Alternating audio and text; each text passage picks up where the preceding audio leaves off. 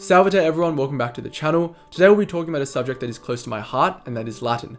I had a phenomenal teacher and a phenomenal class. I joined the group in year 10, and we were one class from year 10 to year 12 with the same teacher, so we became incredibly close. It was a very competitive but also cooperative environment, and I just improved so much and just loved every minute of being in that kind of environment. For those of you who are new here, my name is Darren. I'm a second year med student studying at Monash University here in Melbourne, Australia. With VCE, I graduated in 2020 with an ATAR of 99.95 and a 45 in Latin. And if you're curious, yes, Latin does help with medicine. A lot of times when I'm looking at muscles, when I'm looking at structures, and they have sort of weird names, knowing the Latin meaning of those words, for example, levator, helps me a little bit for the words to stick in my mind. When for someone who didn't study Latin, they might be like completely random words. So with today's video, I'll be talking about how to prepare for the Latin exam. This is quite an in-depth video, so hopefully you guys gain a lot out of it. In the first part of today's video, I'll be talking about timings, so order of sections and timings. And in the second part, I'll be talking about how to prepare concretely for each section. Enjoy. Just a reminder before we dive in, the exam is on Thursday, the 10th of November, between 3 to 5:15 p.m. If you want some other insights into Latin, I had this video that I made last year on how to prepare for the Latin exam. So if you want some just extra advice and see what I thought last year, you can have a watch of that video. Anyway, let's hop into it. So let's begin with timed practice. So with the Latin exam, you get 15 minutes reading time. 15 minutes reading time. And you have your 2 hours. Is it 2 hours? Yeah, 2 hours of writing time. So what do I do in each of those times? So firstly, I'll go through the order of sections. So I sat the what do you call it? I almost said AC. I sat the unseen first, then the comprehension and poetry, and then the essay. And in reading time, I'd spend approximately 5 minutes just looking at the excerpts. So what sections of the Aeneid did they take? And also 10, then looking at the unseen. So trying to break down or solving the unseen. And then after that, I move straight into the unseen, which kind of makes sense. I want to get the unseen out of the way first because I use a lot of reading time for that section. So it makes sense to move smoothly into it. And also it takes a lot of brain power, and it's just good to get out of the way first. And also the unseen can take a variable amount of time depending on how hard it is. So it's good to get that done and then sort of adjust the rest of your timings towards that unseen. In terms of how much time I spent on the unseen, comp, poetry, essay, from memory, I think it was about a 50, 20, 50 split. I remember comp poetry was a really small amount of time. Essay, the amount of time they recommend you use is definitely not enough to write a good essay. And unseen, a bit variable. In my actual exam, it only took me like 30 minutes because I don't think our unseen was that hard. And in that case, I moved straight on to comprehension and poetry. And was there anything else? There's nothing else. Yeah, okay. So let's talk about preparation then. So those were the timings. You can have a look at it. So preparation. What's really, really important is to memorize your lines. Okay? By memorizing your lines, your life will become so much easier.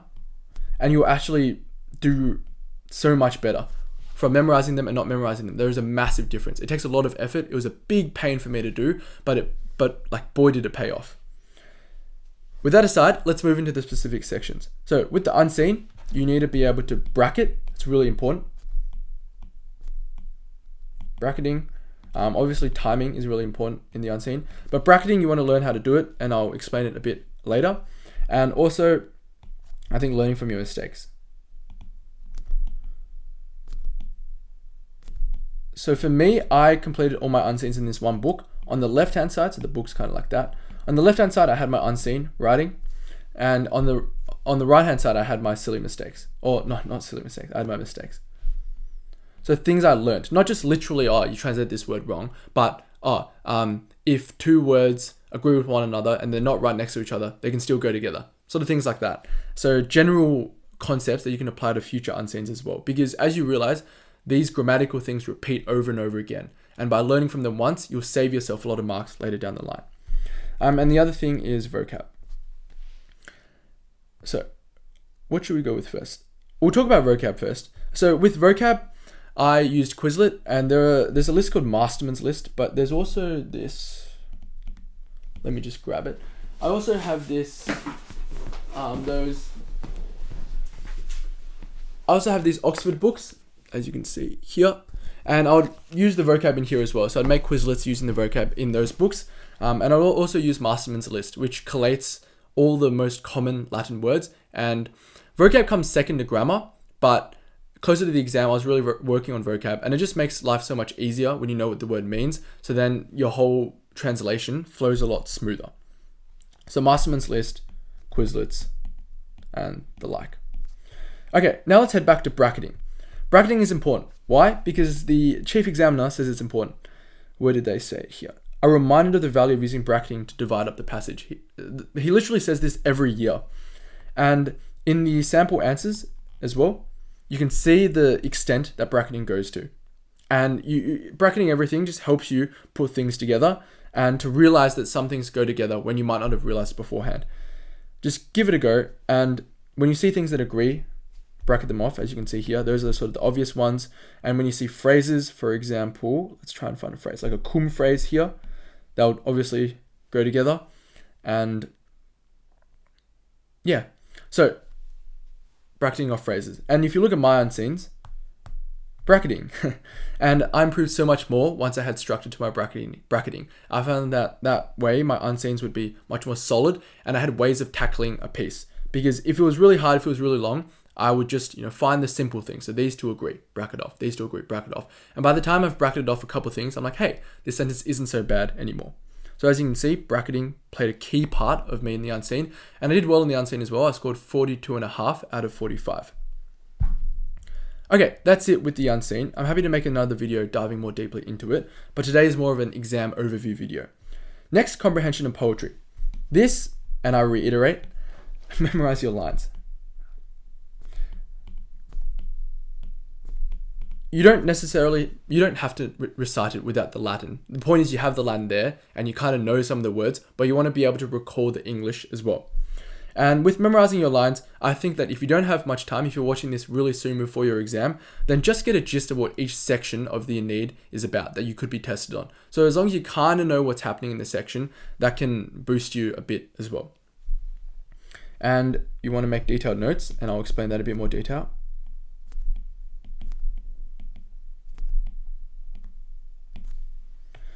So what do I mean by make detailed notes?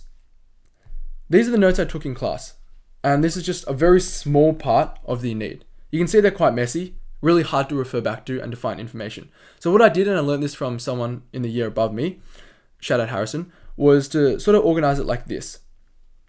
Really clear cut. I have my translation here, the Latin, poetry, poetic, plus comp techniques. Because your teacher will give you a lot of techniques, you'll identify a lot of techniques, you'll hopefully receive a lot of resources as well, and this was a beautiful way to collate all of them. As you can see, this is only 11 lines, but you have to do hundreds of lines in year 12. So having this clean-cut system is incredibly useful for arranging all the information and for your revision as well. So I highly recommend doing this. I actually made a separate one for comprehension a little later, but the general gist of it is that you have this database. Okay, and next, the last point I'll make about comprehension and poetry is answering questions. Actually, no, this is not the last point I'll make. But with answering questions, you want to make sure, the other point I was going to make was scansion, so I'll just remind myself. With answering questions, you want to make sure you answer specifically. For example, with the poetic techniques, and I also recommend you acquaint yourself with the poetic techniques on the study design, so things like enjambment, a lot of them all do emphasis. Okay, but you don't want to just say the enjambment of Troy is emphasis. You want to say the enjambment of Troy emphasizes how Troy was being destroyed. So add a little bit more context to make sure your answer really deserves those marks, because everything's for emphasis and the examiner knows that, but you want to say specifically, why was this word emphasized here? And that can gain you a lot of marks just by being smart about it. Everyone knows the answer, but not many people express it well. Okay, my next point was about scansion. So sometimes you have weird scansion lines. I'm pretty sure this was a weird scansion line. There are either words you don't know how to scan, like they scan a bit weirdly, or perhaps it's an exception to the scansion rules you normally have. And it's useful to mark those out, as I did in purple. And then I would do this, I would like collate these on a separate document and then do them to make sure my scansion was up to scratch. Scansion is not worth a whole lot of marks, but you want to make sure that you can do it, especially if you're gunning for high marks. So scansion. So if there are any irregular words, or exceptions. Great. So just to go through, I think I was a little disorganized at the start, but memorize your lines. Okay. Memorize your poetic techniques that are on the study design. Have a really detailed database and mark out things like scansion, mark out poetic techniques, mark out comprehension. And finally, when you get to answering questions, answer them really specifically to the particular example you've been asked to explain in the text. Okay, finally, let's move on to the essay. With the essay, what's really important here is a knowledge of the text. For me, the essay is kind of like an easier version of an English essay. It's kind of like intro, 3-word paragraphs, conclusion, but it's not that much language analysis. So it's more like moments. You want to be able to find moments that support your argument that Aeneas is pietas, or that he isn't, or that the gods interfere, or that they don't. And so you want to have a comprehensive knowledge of the text. Of the books. So for the book you're studying, you want to know everything that happens. So definitely read the English translation of your book. For the other books, you want to know the important moments. Hopefully your teacher takes you through it. If not, you can look online. And if you're really keen, you can actually read the English translation for those as well and note them down. But for your book in particular, you want to know all the important parts because you'll likely have to draw upon it in the essay. And that actually reminds me, with the comprehension, they sometimes ask you what happened before a certain moment, and it might not be within your lines. So this is another point why this is useful, because it helps for comprehension as well.